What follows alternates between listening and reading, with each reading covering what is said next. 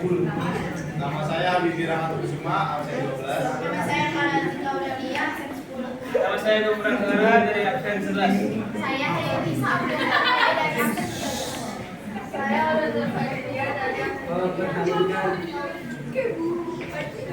Jadi yang pertama ini pengertian Syiah. Syiah menurut etimologi bahasa Arab adalah pembela dan pengikut seseorang. Sedangkan menurut etimologi syariat, Syiah itu bermakna mereka yang meyakini bahwa Ali bin Abi Thalib itu lebih utama dibandingkan para sahabat dan lebih pantas untuk dijadikan pemimpin kaum muslimin.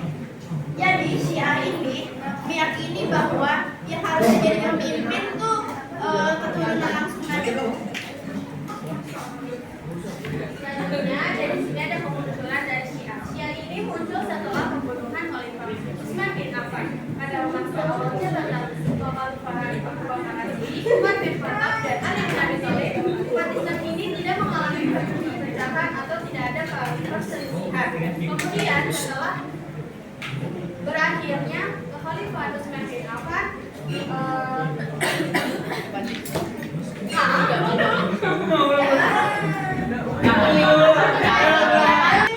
Cut. Nggak usah lanjutin yang tadi. Kemunculan Syiah ini muncul pada setelah pembunuhan Khalifah Utsman bin Affan. Khalifah Abu Bakar As-Siddiq, Umar bin Khattab dan Ali bin Abi Thalib, umat Islam ini tidak mengalami perselisihan atau perpecahan. Kemudian pada masa akhir Khalifah Utsman bin Affan terjadi suatu peristiwa yang menyebabkan perselisihan, di mana muncullah kelompok pembuat fitnah dan kezaliman. Lalu mereka membunuh Khalifah Utsman bin Affan dan setelah itu umat Islam pun menjadi terpecah belah. Nah, selanjutnya pada masa Khalifah selanjutnya pada masa Khalifah muncul beberapa golongan-golongan yang menyimpang dari Islam, yang mana mereka ini berpihak kepada Ali, dan mereka itu menyimpang daripada ajaran Islam yang disepakati. Dari golongan-golongan ini berkembang, salah satunya menjadi golongan Syiah. Selanjutnya karena mereka takut sama Ali, jadi mereka menyembunyikan keyakinan dan pemahaman mereka, karena mereka tahu Ali itu orang yang sifatnya tegas terhadap penyimpangan dan juga pengaruhan yang berlebihan. Nah, pada masa itu ada tiga golongan. Yang pertama adalah golongan yang menganggap Ali sebagai Tuhan, yakni mereka yang menganggap Ali memiliki sifat-sifat ketuhanan. Dan ketika Ali mengetahui berita ini, dia pun langsung membaca Ali di depan masjid.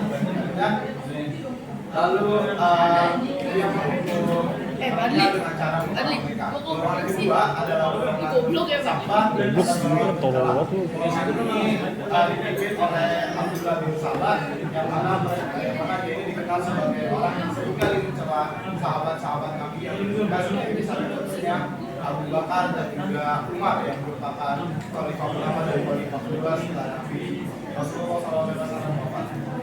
Nah, Ali yang mengetahui berita ini pun langsung mencari dia dan dikatakan juga Ali yang membunuhnya, namun ternyata Abdullah bin Sabah berhasil lolos dan melarikan diri.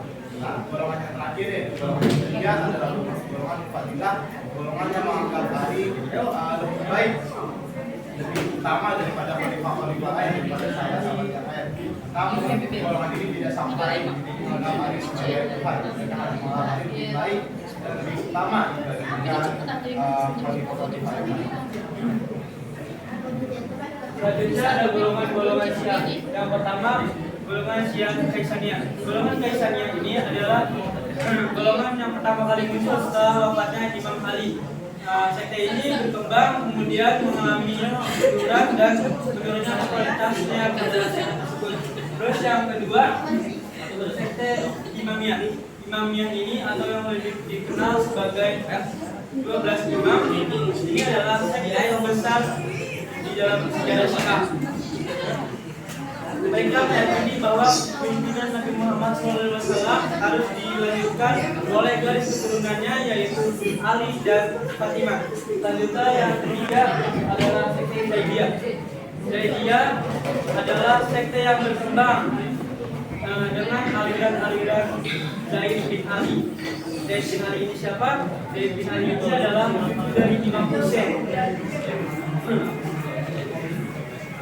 Lalu sekte ini juga berpengaruh di Yaman dan sangat berkembang hingga pada saat ini. Selanjutnya yang keempat adalah golongan Syiah Bulat. Bulat ini adalah sebutan bagi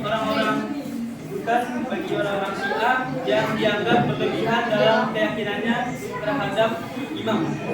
Selanjutnya yang kelima, Ismailiyah. Ismailiyah ini adalah sekte yang terpisah dari Syiah Imamiyah setelah imam ke-6 setelah Imam Ja'far As-Shadiq. Mereka meyakini bahwa imam ke-7 yang sah adalah Ismail bin Ja'far, bukannya Musa al-Qazim seperti yang sudah ada pada tradisi sekte Imamiyah. Yang selanjutnya ada ajaran Syiah. Yang pertama ada agama Syiah juga meyakini bahwa Allah itu esa. Semua bergantung kepada Allah Subhanahu wa Ta'ala. Menurut mereka, Allah itu memiliki dua sifat. Yang pertama al-subutiyah, yaitu sifat yang selalu ada. Yang kedua ada sifat al-basiyah, yaitu sifat yang tidak ada kepada Allah Subhanahu wa Ta'ala. Yang kedua ada al-adil.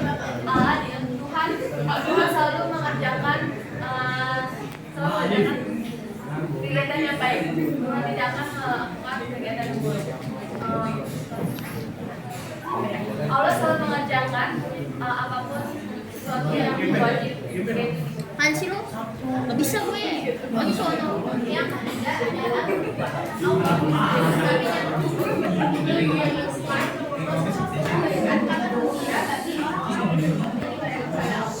dan memberikan ancaman-ancaman bagi orang yang melakukan kepada Allah. Yang keempat ada al-imamah. Manusia paham bahwa konsep al-imamah memiliki tiga prinsip, yaitu yang pertama kepemimpinan, yang kedua kepemimpinan, yang kedua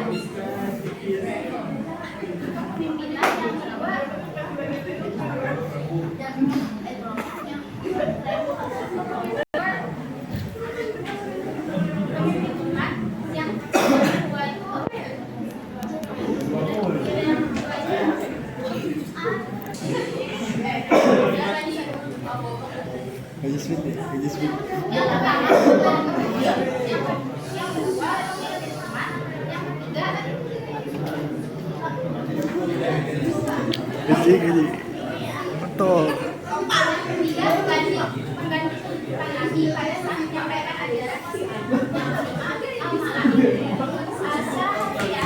namanya al-ma'dan, yaitu akhirat. Keyakinan mereka percaya bahwa yang berpendapat bahwa setelah hari kiamat orang-orang ada yang keluar dari dasarnya, dan pada hari kiamat itu orang-orang dan pada hari kiamat itu manusia bertanggung jawab segala amal perbuatannya di hadapan Allah Subhanahu wa Ta'ala.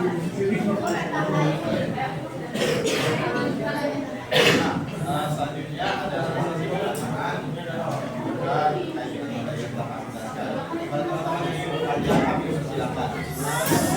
Tiga. Saya ingin bertanya, apa yang membedakan aliran Syiah dengan aliran Islam yang lain? Tiga. Saya kata Ustaz memberikan pertanyaan akan ajaran Luna. Saya adalah saudara dari kelompok 4 itu pertanyaan mengenai ajaran-ajaran Syiah dan al-imamah. Seberapa besar ajaran Syiah yang al-imamah ini berpengaruh terhadap peradaban Islam pada sekarang ini? Tiga. Tiga. Nama saya Luna Asya, saya dari kelompok 3. Nah, menurut ajaran-ajaran Syiah yang sudah dipaparkan jelas oleh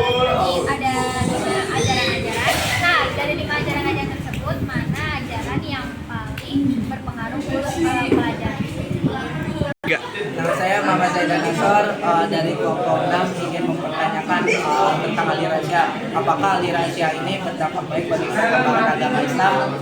Dan kalau itu baik, apa saja faktornya? Nama saya Danisor Raja, saya dari kelompok 6. Saya ingin bertanya, mengapa golongan Syiah hanya menerima hadis-hadis dari Ahlul Bait saja dan menolak hadis-hadis dari para sahabat Nabi yang lainnya? 3.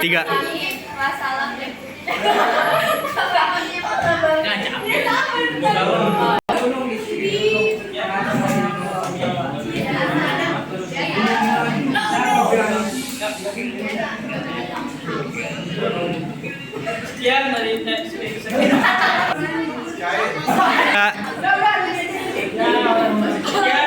dari kelompok kami, kurang lebihnya mohon maaf. Wassalamualaikum warahmatullahi wabarakatuh.